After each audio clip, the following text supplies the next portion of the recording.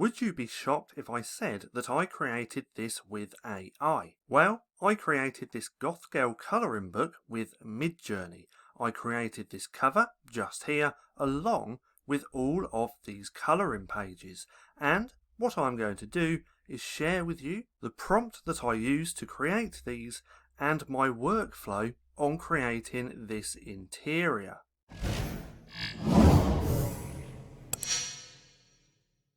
So, this is my Anime Goth Girl's colouring book. Now what we're going to do is take a quick look at a couple of the covers, which I have just here.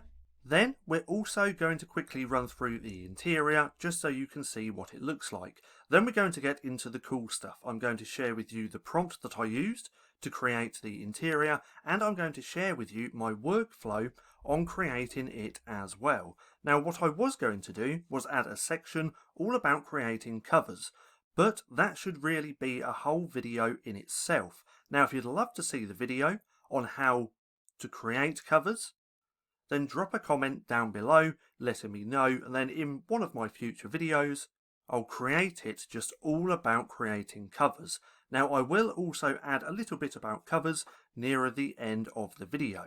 So let's go through this. This is the first cover that I made, and then I got another one just here. Now I really like the green on this one over this one. Now this one looks good as well, the purples, the pinks, but there's something just slightly off about this, so I actually prefer this one. Then we actually have the whole interior. Now as you can see, these look really good. Now if I didn't tell you that these were created with AI, then you'd probably have no idea, just because they're that good. Now let's carry on just going through these. I'm going to go through them one by one, just like this, just so you can see. This one I really love with that little heart tattoo on the face. The earrings are slightly off on this one though.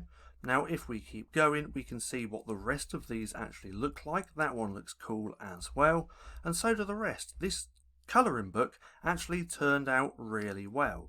Now I don't plan on selling this colouring book. I specifically made this just for creating this video, but as we can see, it's just a really nice, clean colouring page image, and that's what you want when you're creating your books. You want your books just to look really great quality, and the aim of the game is not to make your books look like it was generated with AI, and as we can see from these images, you wouldn't really be able to tell that these were created with AI. So that's all of the images which I wanted to share. Now we're going to get into the cool stuff, and I'm going to share with you the prompt that I used and how I actually put this book together. Now, I actually created this book with the help of my ultimate colouring page prompt generator. Now, my ultimate colouring page prompt generator is a bunch of information that we feed to ChatGPT-4. We feed all of the information, then we can ask it to create colouring page prompts on almost anything. Now, if you want to check this out, there will be a link down in the description below. Now, let's move on to the next part where I got my colouring page prompt generator to create me my prompts. Now, here they are just here. We are going to run through that, but what I asked it to create was an anime goth girl. And then I added a few extra keywords such as simplicity with clean and minimalistic lines and very simple line art full page colouring page. Then it gave me these 5 prompts just here. Now if you want to read these, you can pause the video now, and I'll also add all of these down in the description below, just in case you want to play with them and adjust them. Now out of all of these, I believe I went with this one just here. Now with my colouring page prompt generator, it gives you 5 prompts, as we can see just here. I like the 5 because any more than that, they start coming out a little bit weird, but 5 seems to be the perfect amount. And then once I've got my 5 prompts, I take all of these and then I go over to Midjourney and then I plug them in one by one. So we have 1, 2, 3, 4 and 5. Now once I've got all of the images generated like this from each of the prompts, I then go through take a look at all of the images, and then I find the prompt which I really like. Now out of all of these actually looked pretty good, but my favourite, again, was this one with that prompt which I just said, where it says craft a captivating and minimalist colouring page that features an anime goth girl. Then there's the rest. Now once I've got all of my images just here, and I've chosen the one which I really like, which is this one, I then go through and I delete the rest. So I go to delete, I delete that, I then delete this one as well. I delete all of the other 4 so we can focus just on that prompt which I really like. So let's just go ahead and delete that, because this is the prompt which I really like. Now once we've found this prompt with the images, I copy and then I start plugging that in more. So what we're going to do is going to imagine, we're going to click enter. We're going to go to imagine, we're going to click enter, and I do this about 4 or 5 times, like so. Now once the images have generated on this, I then start going through, finding the images that I like, and then I start upscaling. Now let's just give this a second to load up. And there we go. We now have a bunch of images that we can take a look at and start upscaling. So let's go ahead and take a look at these ones. I really like number 3 and number 2. So let's upscale them. We're going to do number 2, number 3, and then what I do is just delete these 4 images just to make my mid-journey a little bit more organised. So now we're going to cancel that, and now we're going to go through the rest. So right here, I'd click on this, I'd take a look. Which ones look the best? Well, I actually quite like 1, and I quite like 4. So we're going to upscale them. Now we're going to delete this one, and then we're just going to go through and do it on the rest of the images. And then we're going to move on to the next process. So out of these, I really like number 3 and possibly number 2. So let's go ahead and do that, 2 and 3. Let's go ahead and cancel that. Then we have a few more left, so let's go to here.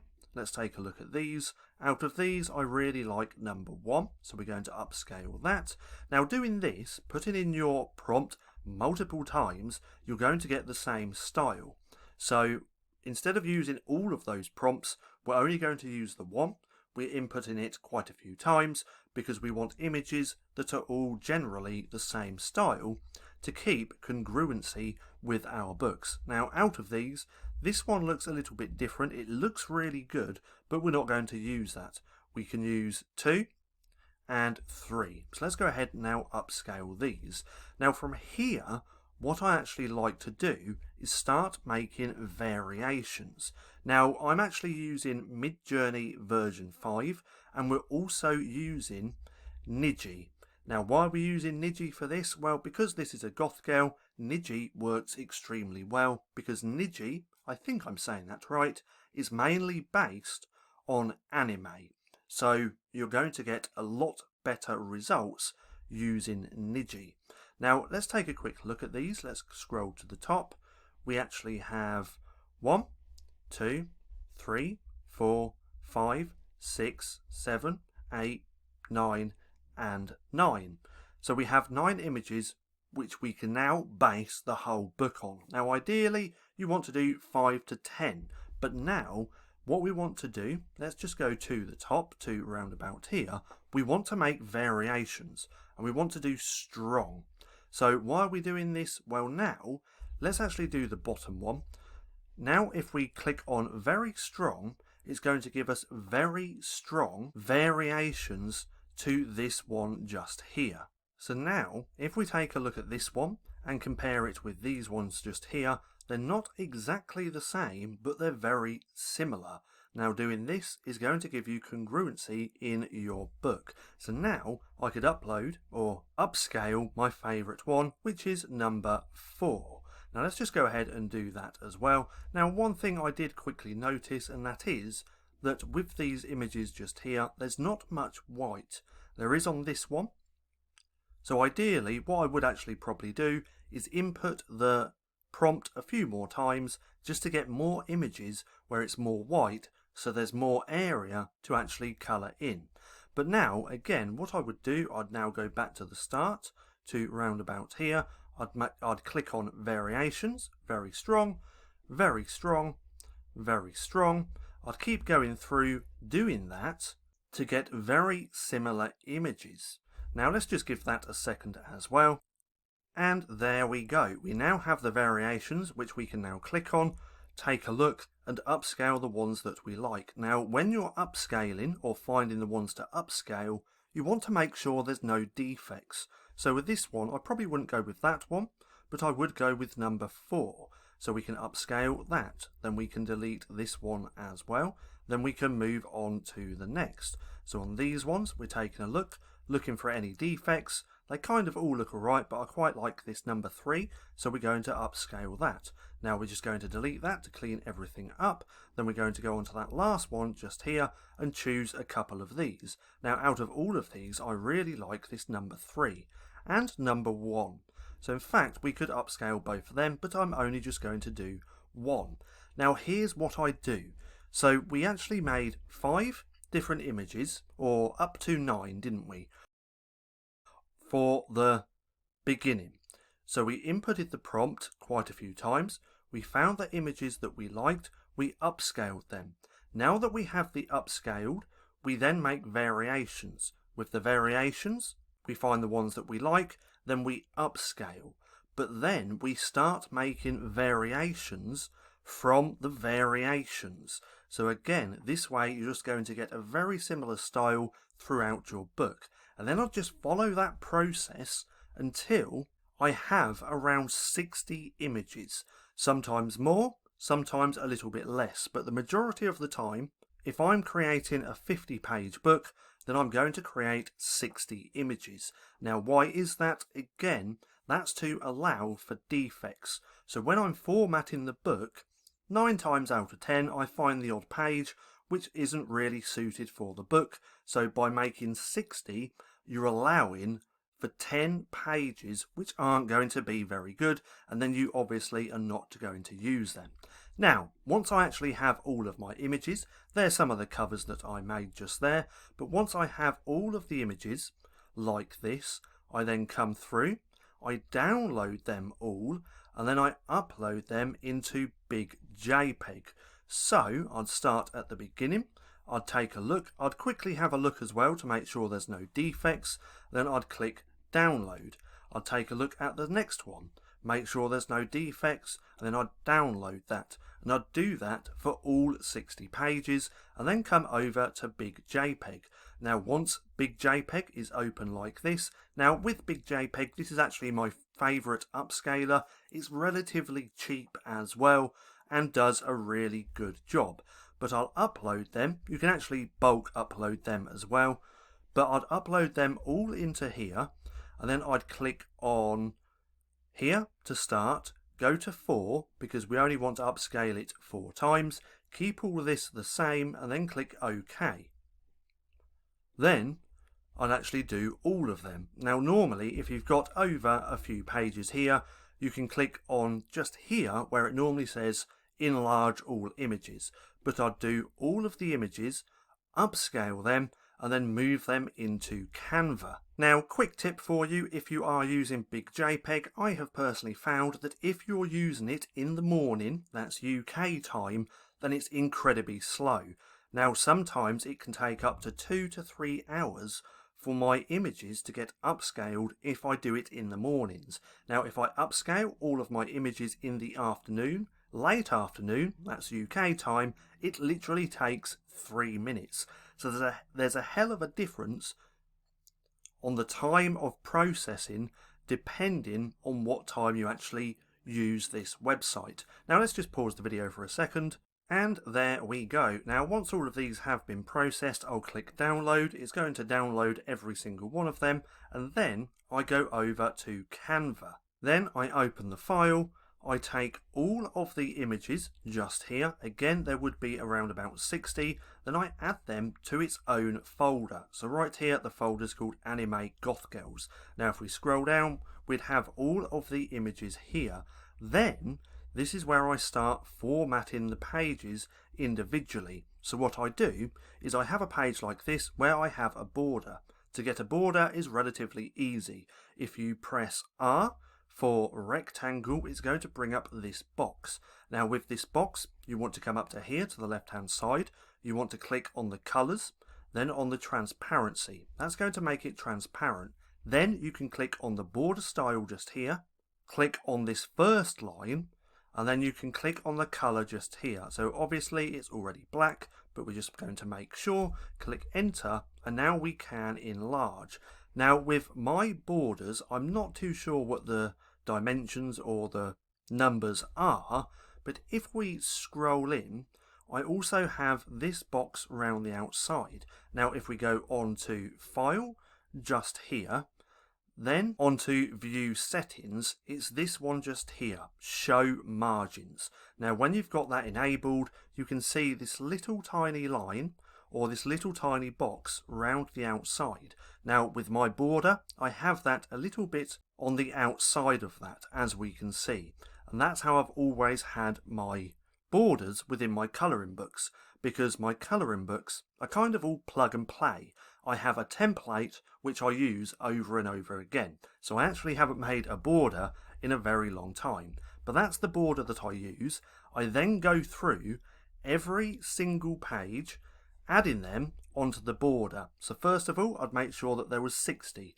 So I'd copy, paste, copy, paste, copy, paste, until I have 60 borders. Then once I have the 60 borders, I add the page. I go on to the next one.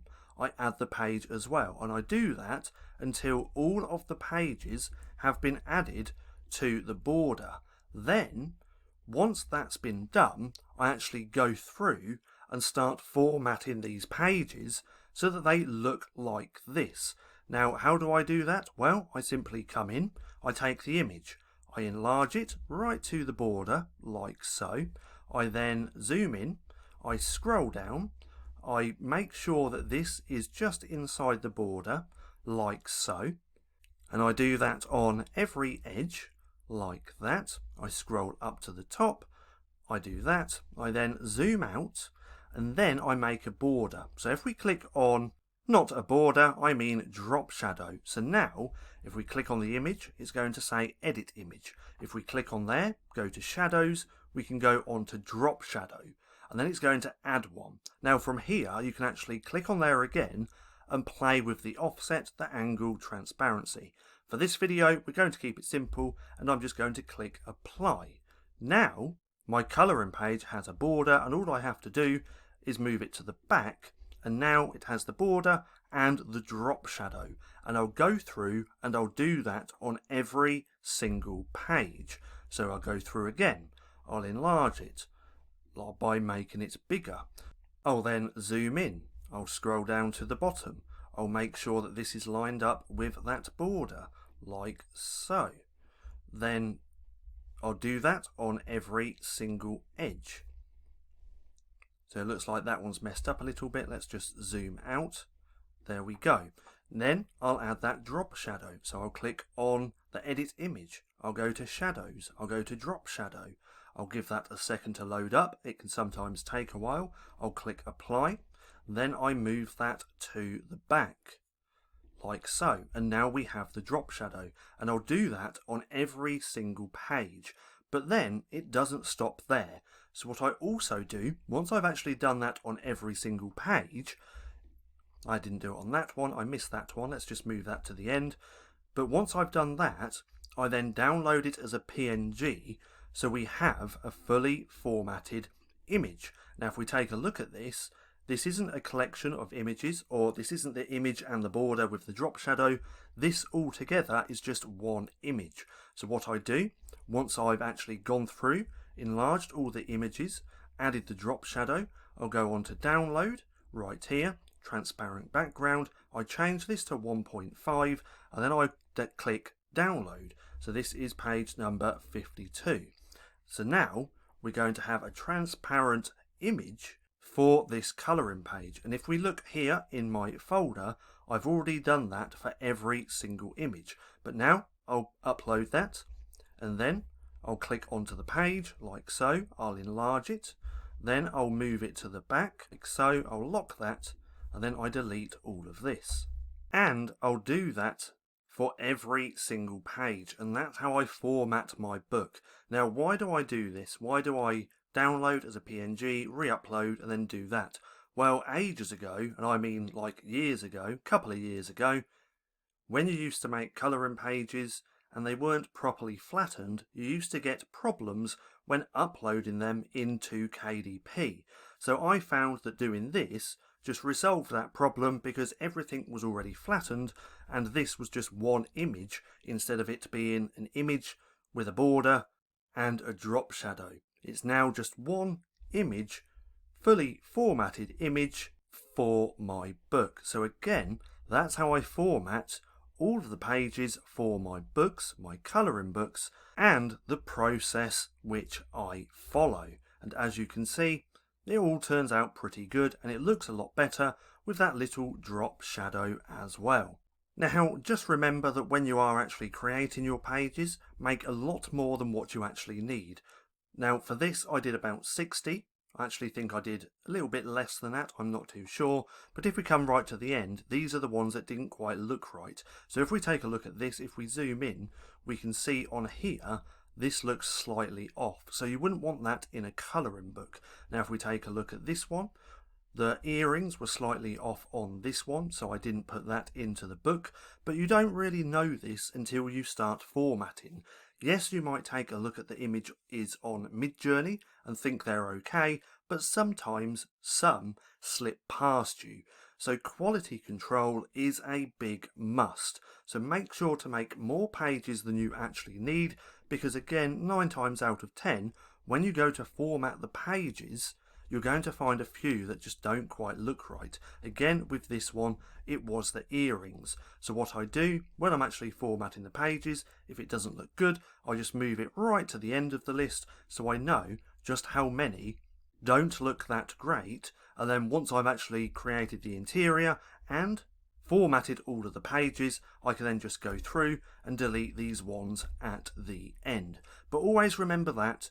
Always be on top of your quality control, because if you create a really good colouring page and then it's got pages like this which are obviously slight off, then you're going to get horrible reviews. So just make sure you do that. Always make sure to make more pages than what you actually need when you are creating your books. So that's everything about the interior. That's how I format my pages and that's how I create an interior. But what about covers?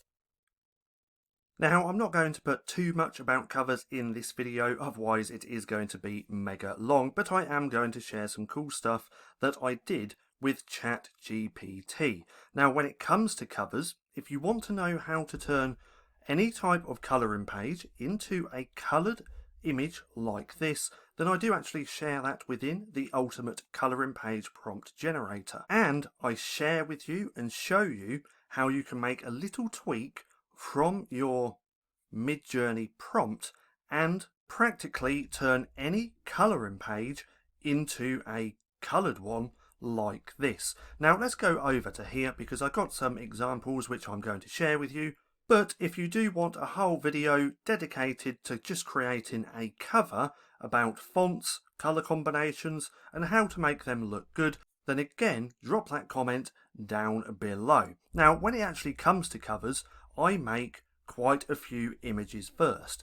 Just like the colouring pages where I make a lot, with the covers I still make at least 8 or more. That way, when it actually comes to creating the cover, I can play around with it, start adding fonts, and then see what looks good. Now for this example, I've got this one just here, I've got this one, which was my favourite. Then I've also got this one just here. I actually liked that one as well.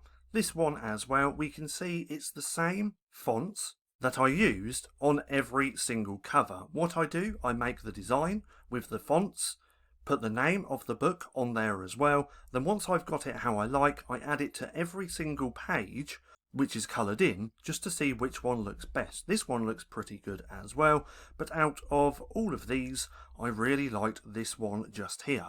Now what I did to actually get the fonts and the colour combinations for the covers and all of that good stuff was, again, I used ChatGPT. Now, under the prompts which it gave me, just here, I then asked it another question. I put what colour combinations / colour schemes would work best for the cover of this colouring book. It then goes on to say monochrome, black and bold, cool tones, so that's purples, blues and greys, pastel goth, pop of neon, so right here it says hot pink, electric blue, or neon green. So I started taking these colours like neon green, I started taking the blues, the purples, and then I just started creating the covers with that. Then once I had the covers with the images that I liked, I added them to here, and that's what I started designing on top of. Now, designing on top of these is a whole process in itself, and again, if you'd like to see a video about me creating the covers, unfortunately it's not going to be about creating the coloured images, because that wouldn't be fair on the people who have purchased my ultimate colouring page prompt generator, because I share that method in there on how you can take any colouring page, or practically any colouring page, and then get Midjourney to create you a very similar one, all coloured in. If I shared that here, it wouldn't be very fair on everyone in the ultimate colouring page prompt generator. But what I can do is just share with you the process that I go through to actually designing on top of the covers. That's by choosing the fonts, the font combinations, designing on top of it and making them look good, because again, that's a whole process in itself. Now, to get the font ideas as well, again, you can use ChatGPT.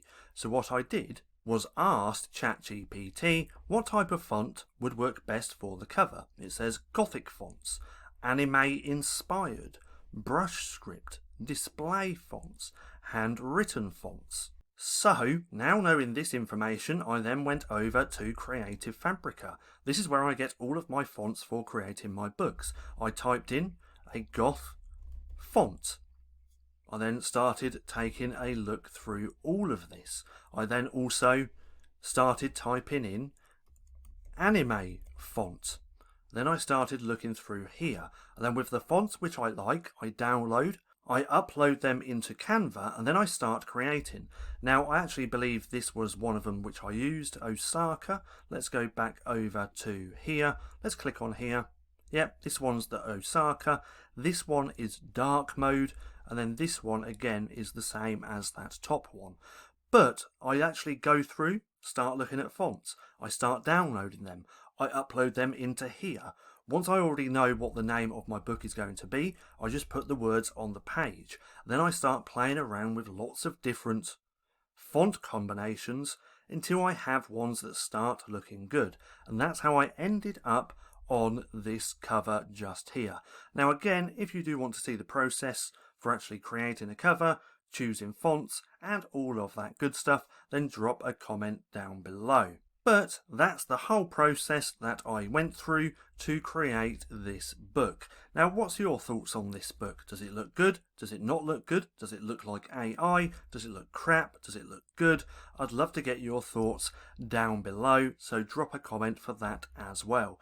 And if you'd like to see more videos like this, where I create example books for here on YouTube, then also let me know that down in the comments as well. And if you want to go ahead and check out my ultimate colouring page prompt generator, there will be a link down in the description for you to come and check it out.